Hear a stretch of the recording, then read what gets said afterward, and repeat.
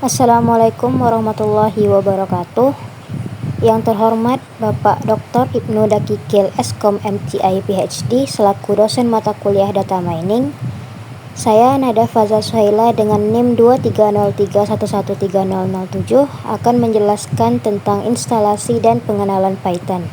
Yang pertama-tama saya akan menjelaskan tentang Python. Python ini adalah bahasa pemrograman tingkat tinggi yang populer dan serbaguna. Dirancang agar mudah dibaca dan dipelajari.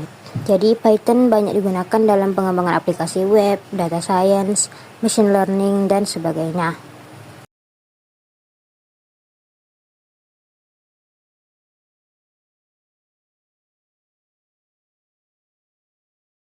Oke, di sini dimulai dari pengenalannya, yaitu kita harus mengetahui dulu struktur dari bahasa Python ini. Yaitu yang pertama ada statement, itu instruksi yang diberikan secara baris per baris untuk dijalankan oleh program. Lalu ada variabel. Variabel ini ialah pengidentifikasian yang digunakan untuk menampung sebuah data atau informasi. Lalu ada literal, data atau informasi yang digunakan untuk mengisi suatu variabel. Selanjutnya ada operator. Operator ini ialah simbol-simbol yang digunakan untuk mengubah nilai dari satu variabel dengan melibatkan satu atau lebih variabel dan literal. Lalu ada reserved words, yaitu kumpulan kata yang memiliki makna khusus dalam bahasa pemrograman Python dan tidak dapat digunakan untuk variabel dan literal. Lalu ada white space. Pada bahasa Python, spasi dan tab memiliki makna khusus untuk menandai serangkaian blok dalam kode Python. Lalu ada comments. Ini merupakan sekumpulan teks yang dituliskan di dalam sebuah program yang tidak akan mempengaruhi hasil dari sebuah program. Di sini ada variabel. Variabel itu memiliki 3 aturan penting yang wajib diikuti di dalam Python. Yang pertama yaitu nama dari sebuah variabel harus dimulai dengan huruf, tidak boleh dengan angka atau karakter garis bawah ataupun underscore yang bisa. Terus yang kedua, variabel hanya boleh mengandung karakter alfabet, bilangan, dan underscore. Itu yang ketiga, variabel bersifat case sensitif yang mengartikan bahwa variabel tinggi dengan huruf besar semua, lalu tinggi dengan huruf kecil semua, dan tinggi tapi T depannya kapital merujuk pada 3 variabel itu berbeda-beda. Baik, sekarang kita masuk ke Jupyter Notebook. Di sini kita lihat ada A besar dan ada A kecil. Di sini masing-masing kita print ada A besar dan A kecil.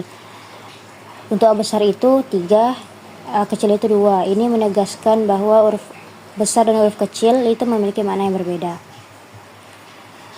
Oke, kemudian di sini kita misalkan memasukkan angka di depan variabelnya.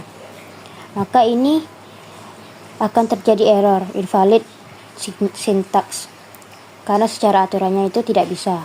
Kemudian di sini buat tinggi underscore badan sama dengan 160, kita print akan muncul outputnya 160. Atau langsung panggil saja tanpa menggunakan print, maka keluar juga 160. Ketika penamaan kita menggunakan spasi seperti ini, maka akan error karena tidak bisa, maka digunakan underscore. Di sini misalkan V1 saya tuliskan true. Ini termasuk boolean. Kita lihat perbedaannya. Kalau true yang benar itu begini. Ketika kita salah T huruf kecil, maka akan error di sini. Untuk pengetikannya kita tulis type V1 itu jelas ini adalah boolean. Karena boolean itu isinya true ataupun false. Masukkan ke V2. Saya ketik praktikum data mining, kita diapit dengan tanda kutip, kita cek V2 maka keluar praktikum data mining. Dan kita type V2 itu tipenya itu string. Kalau V3 ini 50, tipenya itu integer. Kalau V4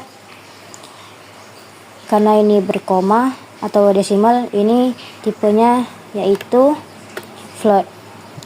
Untuk V5 di sini penggunaan kurung siku ada 1357. Kita cek tipenya yaitu menggunakan data yang bertipe list. Maka bisa dikatakan list itu tipe data yang inputnya menggunakan kurung siku.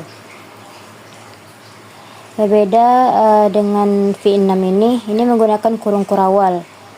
Tulisannya mining, kita panggil outputnya itu hanya GIMN, tidak lengkap karena tipenya itu set.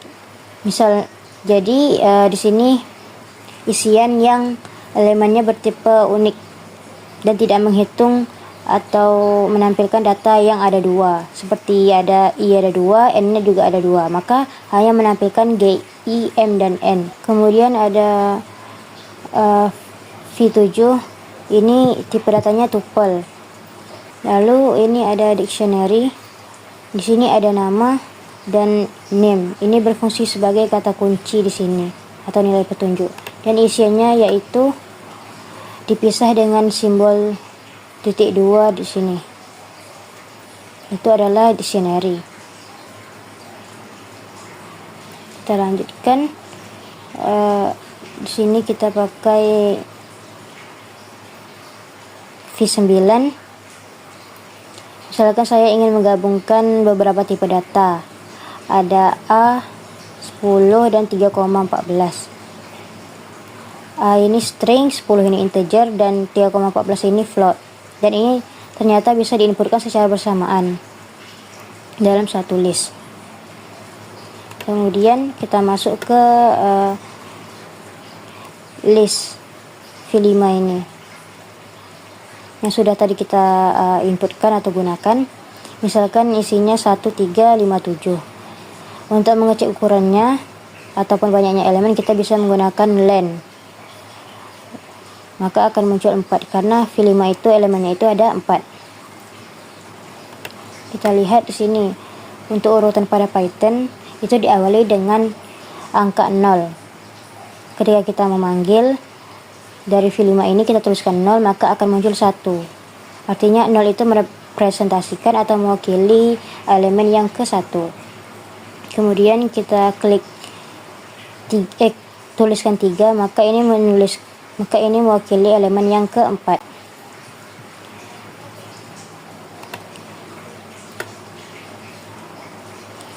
Misalkan di sini V5 tadi 1357, maka kita akan merubah elemen pada V5 urutan yang kedua, artinya ini elemen yang ketiga, kita ubah ke 9. Ini cara penulisannya, maka nilai 5 tadi berubah menjadi nilai 9. Atau kita bisa menambahkan elemen di V5 tadi menggunakan append. Misalnya kita tambahkan 5, maka kita panggil lagi, maka akan keluar outputnya elemen yang kelima yaitu 5.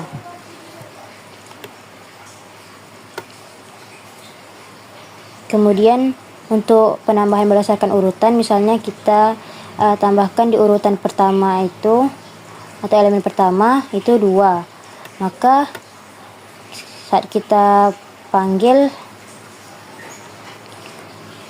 di sini akan tertambah 2 di awal karena kita meletakkannya di elemen yang pertama. Ini untuk variasi lainnya kita tambahkan ke urutan yang keempat huruf A, maka akan muncul di urutan yang keempat atau di data yang kelima. Itu untuk penambahan elemen. Jika kita ingin menghapus, maka kita pakai .remove.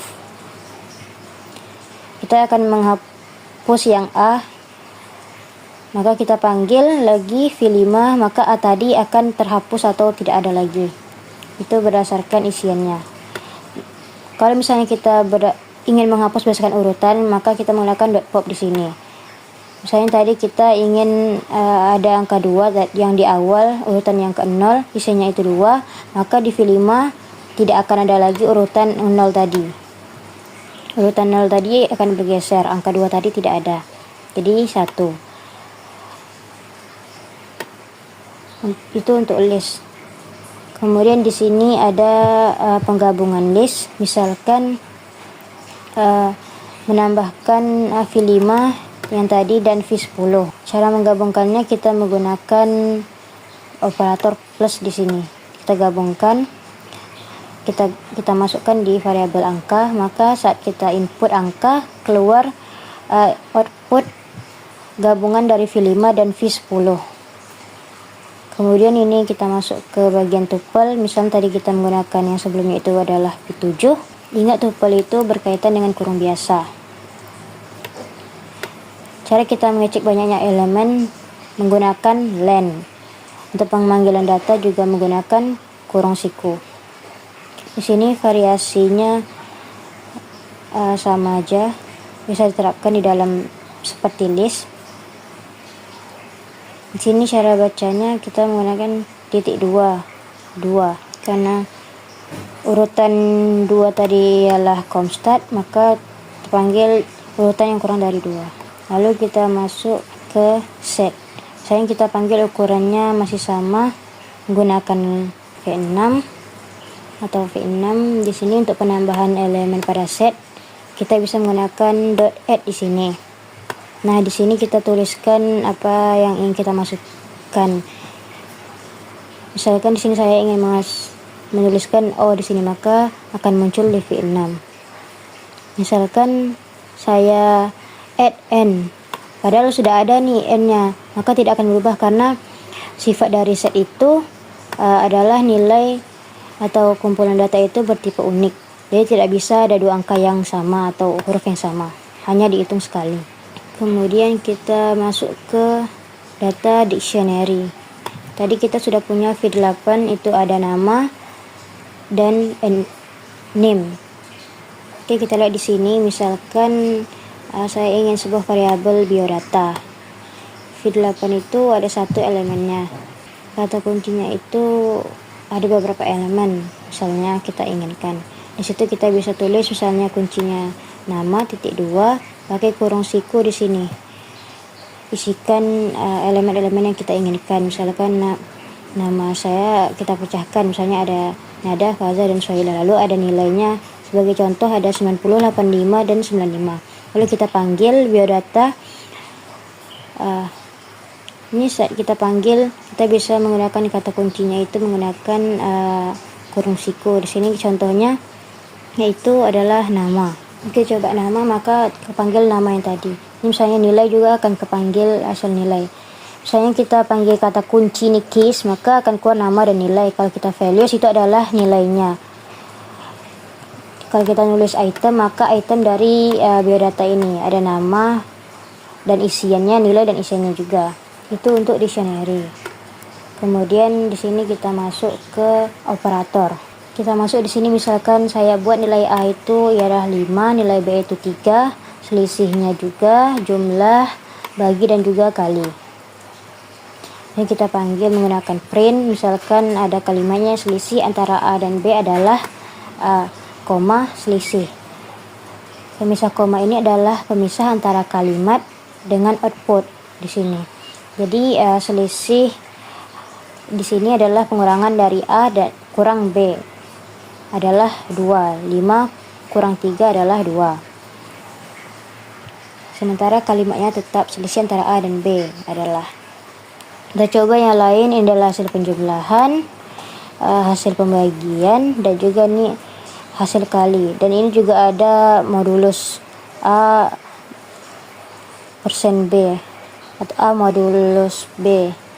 5 bagi 3, sisa baginya itu adalah 2. Ini adalah hasil pangkat. Bisa juga kita tidak dibuat di sini, bisa saja kita langsung buat di sini. Misalnya simbol untuk pangkat itu A pangkat 2, maka hasilnya 25. Itu untuk operator aritmatika. Lalu kita masuk ke operasi logik. Tadi kan sudah ada A dan B. Di sini kita print misalnya A dikurang dengan B, ini false karena A besar dari B. Kalau A besar dari B, di sini true. Lalu di sini ada juga A kurang dari sama dengan B. Ini ada A lebih sama dengan dari B. Ini A sama dengan B. Ini sebagai contoh saja dari operator logik. Ini untuk penggunaan AND, OR, dan NOT. Di sini A lebih dari B itu K1, A kurang dari B itu K2. Saat kita cek K1 itu true, K2 itu false. Karena A lebih besar dari B itu benar, A kurang dari B itu salah. Ketika kita print K1 dan K2 itu hasilnya false. Ini sama dengan operasi logical ketika benar dan salah, maka hasilnya salah. Yang kedua kita print K1 or K2 itu true. Di sini not itu menunjukkan negasi, maka ketika not K1 ini true, maka hasilnya ketika not K1 itu false. Itu adalah operator logic. Kemudian kita masuk ke reserve words. Misalkan S sama dengan 3, maka ini invalid syntax karena S di sini adalah reserve words, memiliki makna tertentu. Mungkin bisa coba untuk reserve words yang lain. Kemudian yang terakhir ialah comment. Contohnya adalah ini. Kita print K1 dan K2. Di sini ada informasinya, logic antara benar dan salah. Kita lihat outputnya. Tidak memenuhi output karena sifatnya ini comment. Kemudian ini contoh lainnya. Di sini kita print komennya, ternyata saat kita print dan dimasuk dalam fungsi print, komennya itu tidak bisa karena itu harus terpisah seperti yang atas ini. Ini adalah contoh lainnya. Kalau misalkan kita tuliskan komennya saja, maka saat kita run tidak akan terjadi apa-apa karena ini tidak mempengaruhi program. Pilihan satu yang diberikan. Yang pertama, nomor 1 ialah buatlah sintaks pada Python untuk membuat data di bawah ini. Yang 1A yaitu data bertipe list dengan elemen berupa merek handphone Samsung, Oppo, dan Vivo. Di sini saya masukkan variabelnya handphone, lalu isinya ada Samsung, Oppo, dan juga Vivo. Maka langsung di sini saya print untuk menampilkan list itu. Maka outputnya list awal adalah Samsung, Oppo, dan Vivo. Yang B yaitu hilangkan merek handphone Oppo dan masukkan iPhone untuk menggantikan Oppo pada data yang A. Di sini kita ganti handphone yang Oppo itu ialah indeks ke 1 atau urutannya itu yang kedua. Di sini untuk menggantikan Oppo di sini akan berganti menjadi iPhone. Jadi kita print list setelah diganti. Kita panggil variabel handphone, maka list setelah diganti itu akan menghasilkan Samsung, iPhone, dan juga Vivo. Yang untuk yang C yaitu data bertipe tuple dengan elemen berupa nama bulan pada kalender Masehi. Jadi data tuple. Di sini bulan itu ada 12. Dari Januari hingga Desember kita masukkan dalam bentuk tuple. Lalu kita print bulan.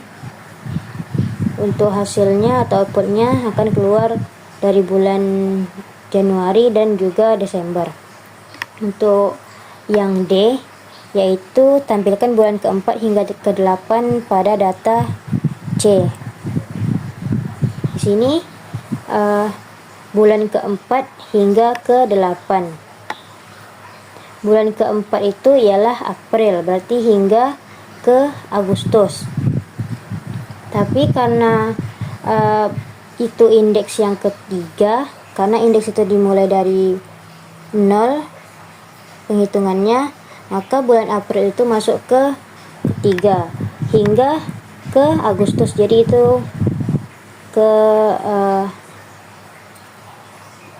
8, maka keluar dari April hingga Agustus.